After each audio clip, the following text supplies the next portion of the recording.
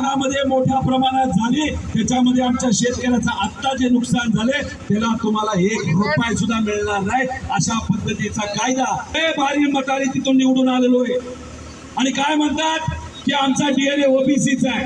मला त्यांना हे सांगायचे, वर्षाला 4000 शेतकरी आत्महत्या करतात, त्या 30% जो ओबीसी असेल तर 1200 शेतकरी काय तिथं आत्महत्या करत नाहीत। आज जो आमचा धान उत्पादक शेतकरी आहे, ज्याच्यामुळे या जिल्ह्यामध्ये फक्त 2000 कोटी रुपयाचं आमच्या शेतकऱ्याचं नुकसान झालंय, त्याच्यामध्ये बहुजन समाज नाही। अहो तुम्ही बहुजन समाजाच्या आमच्या या शेतकऱ्या कोण मुख्यमंत्री आणि मुख्यमंत्री कोणाला मुख्यमंत्री करायला निघाले?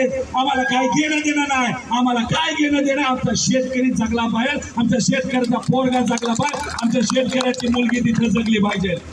आता इथं 2 लोक आहेत, त्याचं नाव काय ते भाईजी आणि दिवाणजी असं आहे का नाही? काय केलं त्या लोकांनी? काय केलं पाठपुरा आपल्या सर्वांसाठी? आज जे तुम्ही सर्वजण अडचणीत आहेत त्यासाठी तुम्ही प्रधानमंत्री साहेबांना भेटला का? दिल्लीत जाऊन वाटाघाटी करता? मला तुम्ही सांगा, अवकाळी पावसामध्ये आपल्या सगळ्यांचं नुकसान झालं, सरकारकडनं मदत आली का? मागच्यांना विचारतो, आली का मदत? मग का बदल तुम्ही केले? का आमच्या शेतकऱ्याला तुम्हाला मदत करायची नाही?